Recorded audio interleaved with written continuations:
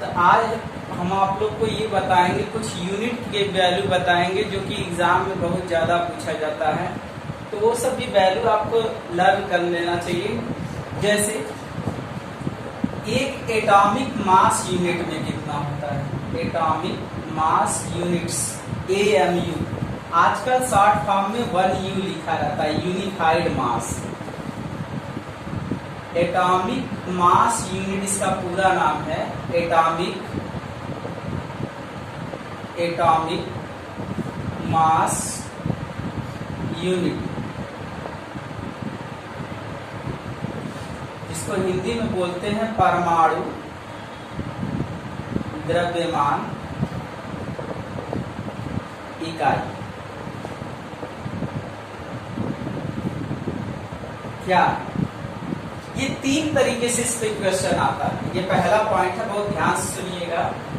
जो सबसे पहली बात ये है कि जो एटॉमिक मास यूनिट होती है वो कार्बन परमाणु के द्रव्यमान संख्या का वो 1/12वां का पहला भाग। पहली तरीका जो है क्या होती, 1/12वां भाग होती है कार्बन परमाणु के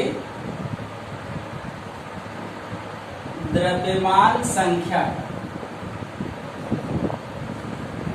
कार्बन परमाणु की द्रव्यमान संख्या का 1/12वां भाग होती है कौन, AMU। अब इसी का मास अगर आपसे द्रव्यमान में पूछा जाएगा कि कितना होता है, तो 1 एटॉमिक मास यूनिट में जो होता है 1.66 पूरे 10 के घाते -27 kg।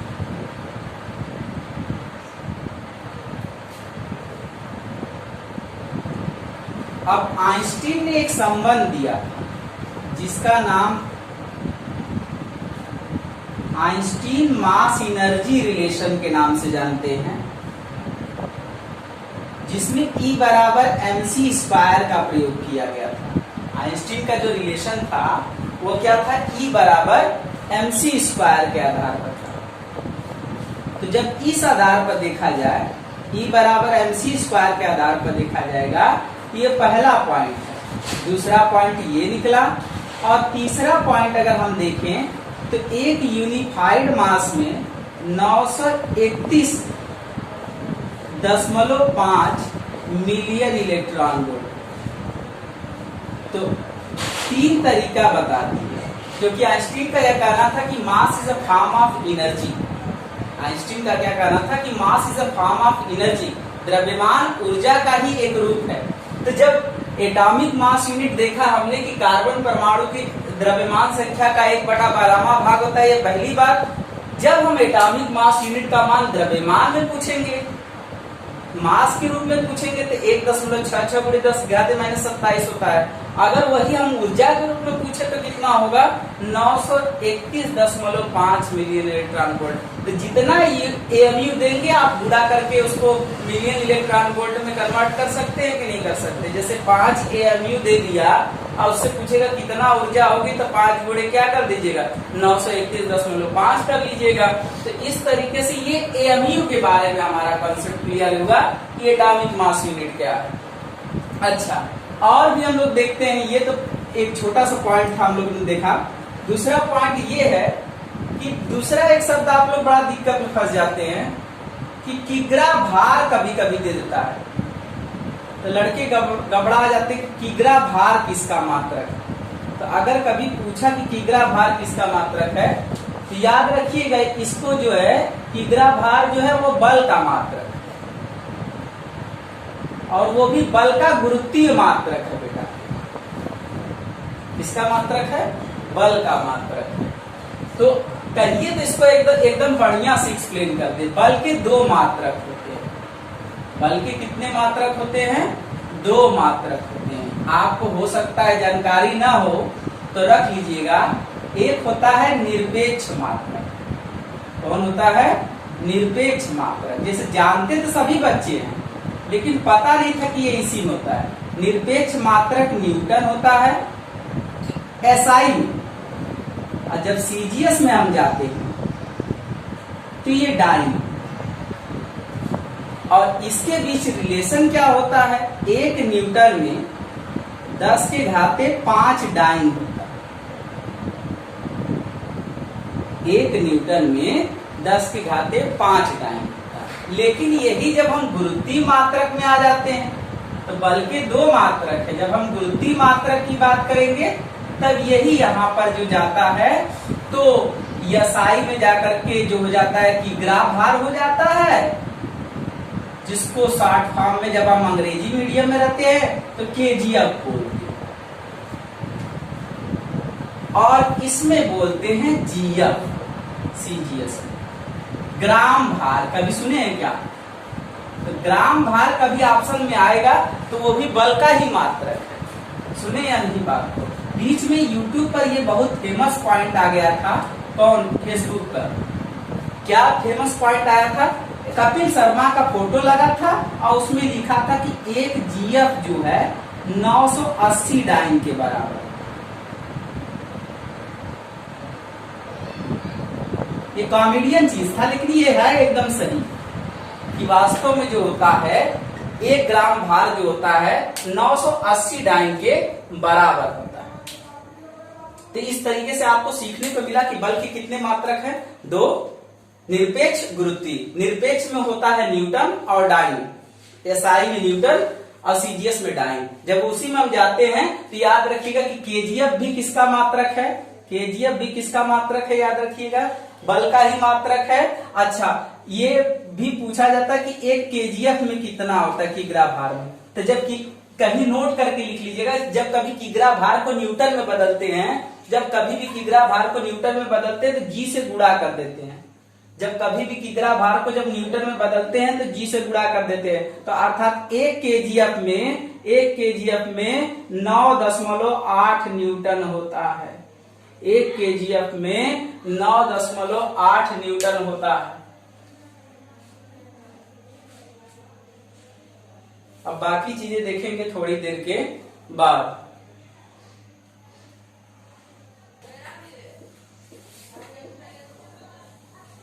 अब हम लोग देखेंगे सामर्थ्य। तो सामर्थ्य P बराबर जो होता है वो W/T होता है।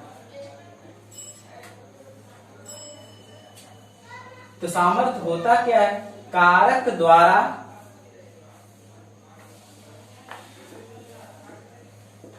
कार्य करने की दर। कारक द्वारा कार्य करने की दर ये क्या कहलाती है बेटा? दर में समय आ जाता है। तो कारक द्वारा कार्य करने की दर ही क्या कहलाती है? सामर्थ्य कहलाती है। तो इससे देखेंगे तो SI मात्रक क्या बन सकता है? अगर हम बात करें तो SI मात्रक इससे देखेंगे तो कार्य का तो मात्रक जूल होता है और समय का मात्रक सेकेंड, तो जूल पर सेकेंड, या इसी को क्या बोल सकते हैं बेटा? वाट बोलते हैं। तो सामर्थ्य का मात्रक क्या हो गया? वाट। अब अदर यूनिट अगर आप लिखना चाहते हैं तो अदर वो SI में नहीं आते हैं, ये दिमाग में बैठा के चलिएगा। जैसे कभी आपने किलो वाट लगा दिया तो 10 के घाते कितना लिख देते हैं? 3 वाट। जैसे आपने लिख दिया मेगावाट तो 10 के घाते कितने वाट हो जाते हैं? 6 वाट। इसी में एक आता है अश्वशक्ति, बहुत फेमस है। एक अश्वशक्ति हार्स पावर जिसको बोलते हैं, और उसमें होता है 746 वाट। एक अश्वशक्ति में कितना होता है? 746 वाट। और एक चीज याद रखिएगा, ये RRB के एग्जाम में पूछा हुआ क्वेश्चन है कि उद्योग में किस सामर्थ्य का यूज किया जाता है। तो उद्योग में हमेशा जो यूज किया जाता है, RRB के एग्जाम में पूछा था कि उद्योग में जो है यूज होने वाली सामर्थ्य का मात्रक कौन है। तो RRB के एग्जाम में पूछा था कि उद्योग में कौन सा यूज होता है। तो उद्योग में जब हम लोग यूज करते हैं तो हमेशा हार्स पावर का यूज करते हैं, और एक हार्स पावर में कितना होता है?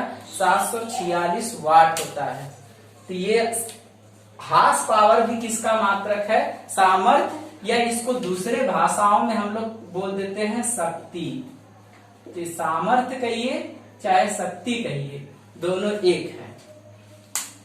सामर्थ्य कहिए या शक्ति कहिए, दोनों क्या है, एक है। और एक हार्स पावर में या एक अश्व शक्ति में कितना होता है, 746 वाट। आरआरबी के एग्जाम में इस पे बहुत सारे क्वेश्चन दिए गए हैं कि मतलब कि 3.2 एचपी में कितना वाट हो जाएगा, मतलब 5.2 एचपी में कितना हो जाएगा। तो इस तरीके से हम आसानी से क्या कर सकते हैं, जितना एचपी दिया रहेगा उससे हम 1 एचपी का पता है तो गुणा कर देंगे तो पूरा एचपी का निकल जाएगा, इस तरीके से आसानी से। तो ये हमारा ये भी पार्ट धीरे धीरे फिनिश हो गया। एक सदिश राशि है ना? नहीं, अदिश राशि है। सामर्थ्य एक अदिश राशि है, दिमाग में बैठा लीजिए, कहीं लिख लीजिए। सामर्थ्य एक अदिश राशि है। अभी हम आपको ट्रिक भी देंगे, उसके लिए निश्चिंत रहिए। थोड़ा सा जब अदिश राशियां और सदिश राशियां पढ़ा देंगे तो ये आपको पता चल जाएगा कि कौन सी राशि सदिश है और कौन सी राशि अदिश है। तो ये भी ज्ञान मिलेगा थोड़ा देर के बाद। फिलहाल में हम लोग देखते हैं, जैसे आप एक शब्द देता है किलोवाट घंटा, इस पर भी ये बहुत फेमस प्रश्न है, लड़का घबरा जाता है। किलोवाट घंटा, जो बिजली विभाग की हमारी यूनिट आती है ये इसी में आती है, किलोवाट आवर में ही आती है। तो किलोवाट घंटा से 2 प्रश्न आते हैं। पहला प्रश्न तो किलोवाट शॉर्ट फॉर्म KWH है, शॉर्ट फॉर्म KWH है। पहला प्रश्न क्या पूछता है, पहला प्रश्न तो ये पूछता है कि किलोवाट घंटा किसका मात्रक है।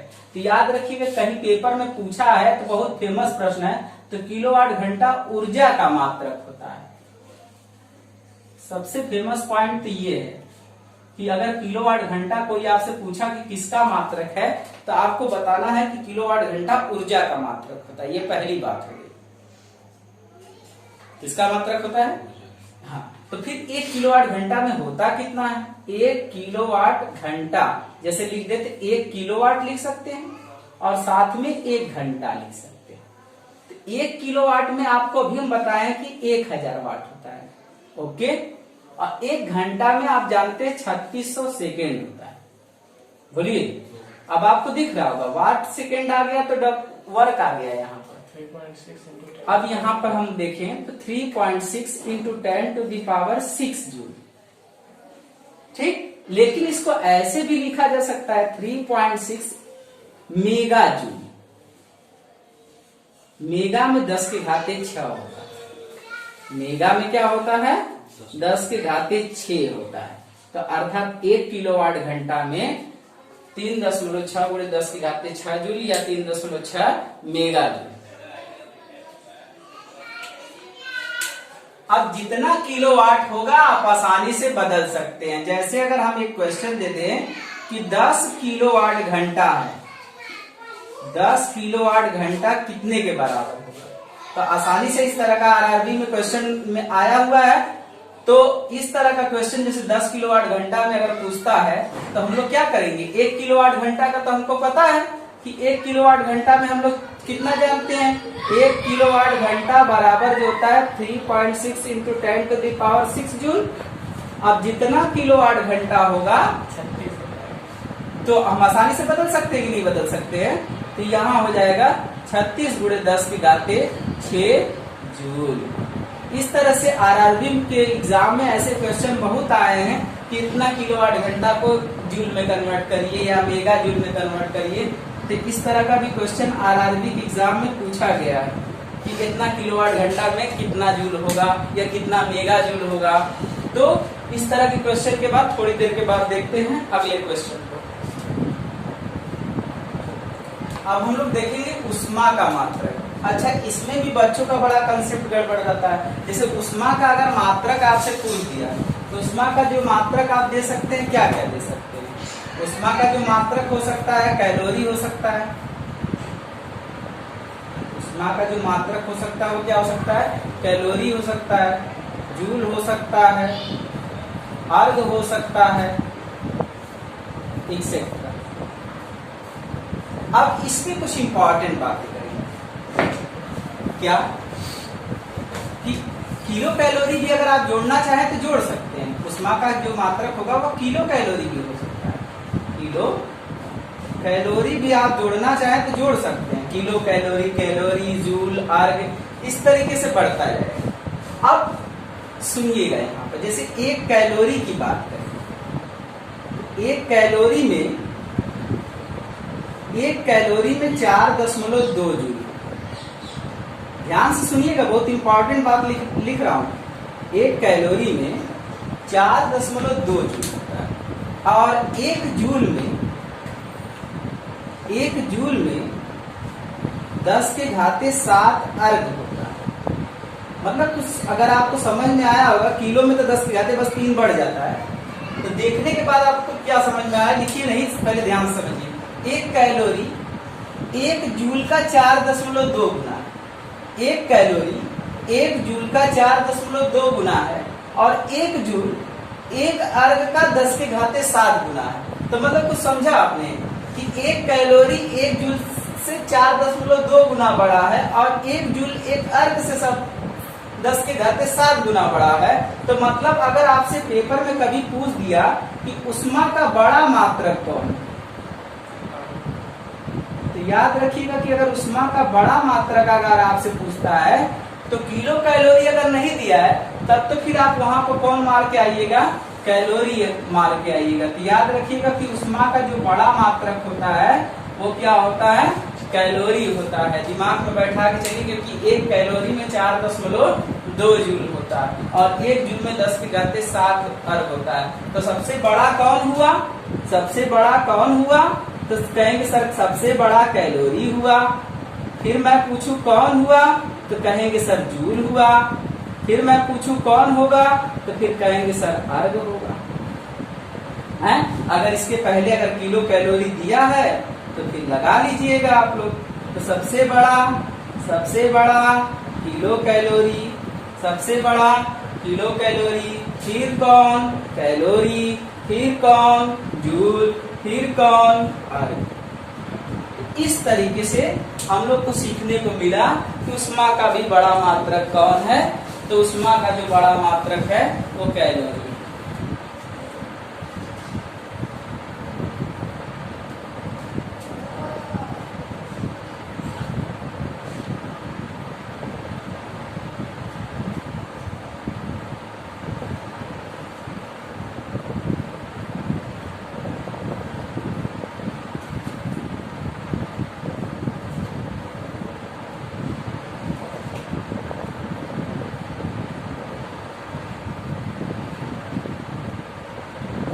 अब जैसे बल के बारे में जब आप लोग देखते हैं तो बल को तो आप लोग सीधे बोल देते हैं कि बल जो होता है द्रव्यमान गुणे त्वरण के गुणनफल के बराबर। लेकिन अगर हम न्यूटन का गति का द्वितीय नियम लेके चले तो उसमें ये कहा गया था कि जो बल का मान होता है वो बराबर होता है किसके, संवेग परिवर्तन की दर। याद रखिएगा कि संवेग परिवर्तन की जो दर होती है, हम कैलकुलस फॉर्म में नहीं समझा रहे इसलिए क्योंकि जो साइंस के छात्र नहीं होंगे उनको भी समझ में आए, इसलिए एकदम आसान भाषाओं में लेकर के चला जा रहा है। Delta P upon delta T इस रूप में होता है। दर में समय इंक्लूड होता है, दर में क्या इंक्लूड होता है, समय इंक्लूड होता है। तो अर्थात यह बराबर m में कभी नहीं दिया गया था, आपको बता दें अगर आप ऐसा जान रहे हो। दिया यही गया था जब आप इसको तोड़ते हैं ना, दो कंडीशन में ये टूटता है। कैसे, जब यम नियत रख देंगे। कौन नियत रखेंगे, यम नियत होगा बेटा, मतलब द्रव्यमान के साथ कोई छेड़छानी ना हो। जब यम नियत होगा यम को तो बाहर निकाल देंगे। ये देखिए डेल्टा V अपॉन क्या हो जाएगा, डेल्टा T। अब वेग परिवर्तन की दर क्या कहलाती है, त्वरण कहलाती है। यह बराबर अब क्या आ गया, m में आ गया। तो ये F बराबर m में कब लिखते हैं, जब यम नियत होता है तब। यम नियत रहेगा तब बल जैसे जैसे बढ़ेगा वैसे वैसे त्वरण बढ़ेगा, जैसे जैसे बल बढ़ेगा वैसे वैसे त्वरण बढ़ेगा, जैसे जैसे बल घटेगा वैसे वैसे त्वरण घटेगा। लेकिन ये कहानी कब होगी, जब यम नियत रहेगा तब। मतलब जब द्रव्यमान नियत रहेगा तभी ये कहानी बनेगी। द्रव्यमान अगर नियत नहीं रहेगा तब ये कहानी नहीं बनेगी। तो F बराबर m में वैलिड है, लेकिन याद रखिएगा कि F बराबर m में तब होता है जब द्रव्यमान नियत रहता है तब। अगर इसी जगह हम कह दें कि द्रव्यमान नियत न हो द्रव्यमान लगातार बदलने लगे तो क्या होगा? तब तो फिर कहानी ये बनेगी बेटा, क्या? अगर हम कभी यम परिवर्ती हो, मतलब परिवर्ती का मतलब समझते हैं जो समय के साथ बदल रहा हो। जब यम परिवर्ती हो जाएगा तो देखिए v कांस्टेंट है। अब यहाँ देखिए फार्मूला क्या बन गया? Delta m upon delta T. ये भी तो बल का सूत्र है, ये भी बल का ही सूत्र है। लेकिन देखिए फार्मूला बदल गया कि नहीं बदल गया? तो ये दिमाग में मत सोचा करिए कि जो बल बराबर है वो द्रव्यमान गुणे त्वरण है। बल बराबर द्रव्यमान गुणे त्वरण तब होता है जब द्रव्यमान नियत रहता है तब, नहीं तो फिर कहानी देखिए एक सामने ये बन रही है। और इसका प्रयोग कहाँ करते हैं? रॉकेट में प्रणोद बल निकालने के लिए करते हैं। जब रॉकेट में प्रणोद बल निकालना होता है तो इसी का यूज करते हैं, अपथ्रस्ट फोर्स जिसको बोलते हैं। अपथ्रस्ट फोर्स मतलब रॉकेट में प्रणोद बल जब निकालना होता है तब इसी का यूज किया जाता है।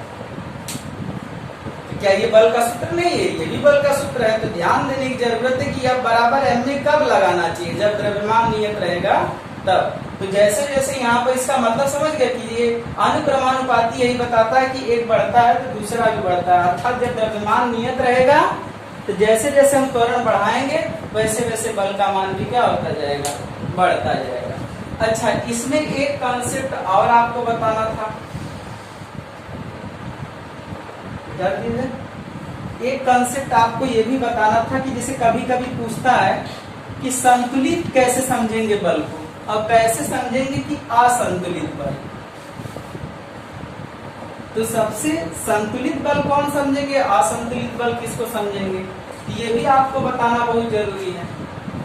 देखिए एक शब्द है संतुलित बल का। बल दो टाइप में बांटा हुआ है। आप लोग का लेवल छोटा है तो उस हिसाब से बताना पड़ रहा है। तो संतुलित बल है जिसको अंग्रेजी में कहते हैं बैलेंस्ड फोर्स।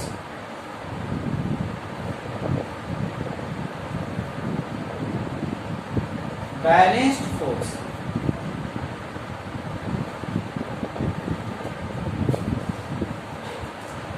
अगर कोई भी फोर्स बैलेंस्ड है तो नाम से ही पता चल रहा होगा कि बैलेंस्ड फोर्स उनको कहते हैं जब जैसे कोई एक पिंड है, कोई भी एक पिंड है, बॉडी है, अगर उस पर नेट फोर्स जीरो, अगर उस पर नेट फोर्स मतलब टोटल फोर्स अगर जीरो होगा तो वो बैलेंस्ड होगा। अगर नेट फोर्स जीरो नहीं हो पाया तो वो बैलेंस्ड फोर्स नहीं होगा। सुने या नहीं बात को? तो बैलेंस्ड होगा कैसे? जैसे F1 बराबर अगर हम इधर 4 न्यूटन का लगा दें तो ये बैलेंस्ड तभी होगा जब हम F2 बराबर ठीक इसके जस्ट अपोजिट F2 बराबर भी कितना न्यूटन का लगा दें? 4 न्यूटन का लगा दें। जैसे अगर हम F3 लगा दिए नीचे और F3 का मान कर दे 6 न्यूटन तो कोई दिक्कत नहीं है। तो फिर इसी के ऊपर F4 बराबर कितना लगा देना पड़ेगा? 6 न्यूटन। तभी ना नेट बल जीरो हो पाएगा। यह बल इसको निरस्त करेगा, यह बल इस बल को निरस्त करेगा, ये वाला इसको निरस्त करेगा, तो नेट बल क्या हो जाएगा? जीरो हो जाएगा। तो अर्थात अगर किसी पिंड पर बहुत सारे बल लग रहे हैं तो वो संतुलित तभी होंगे जब उनका परिणामी बल क्या होगा? शून्य होगा। तो क्या इस अवस्था में वस्तु त्वरित हो पाएगा? नहीं। जब नेट बल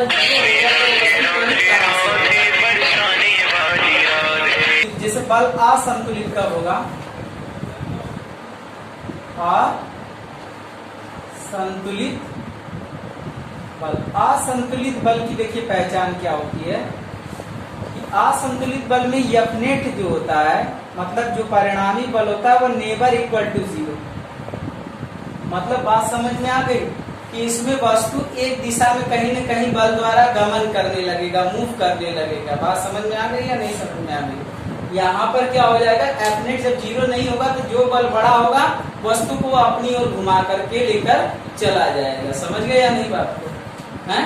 असंतुलित बल में नेट बल कभी जीरो नहीं होता है। असंतुलित बल में नेट बल हमेशा क्या होता है? जीरो होता है।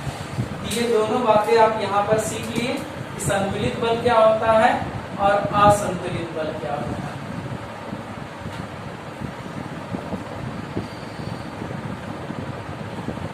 अब कुछ क्वेश्चन कर लिया जाए। किस तरह का जो है यह एक इम्पॉर्टेंट बात आपको ये समझाते कि जैसे श्यानता के बारे में आप क्या समझते हैं। श्यानता के बारे में भी क्वेश्चन कभी कभी पूछा गया है, तो श्यानता के बारे में क्या समझते हैं आप। श्यानता अगर हम उठा दें,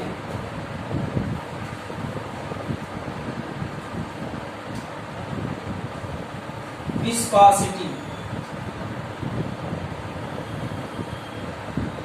विस्कोसिटी एक तरह का फ्रिक्शन होता है जो कि between the layer of liquid, द्रव की किन्हीं दो परतों के बीच में काम करता है। तो ये एक तरह का घर्षण ही है, ये दिमाग में बैठा के चलिएगा, जो द्रव के बीच होने वाले सापेक्ष गति का क्या करता है, विरोध करता है। अच्छा, कौन किसकी श्यानता सबसे ज्यादा होगी, किसकी श्यानता सबसे कम होगी, ये चीज अगर हम पूछना चाहें कि श्यानता किसकी ज्यादा होगी या श्यानता किसकी कम होगी, एक लाइन का जवाब है जो सबसे ज्यादा सांद्र होगा। कौन? परेशानी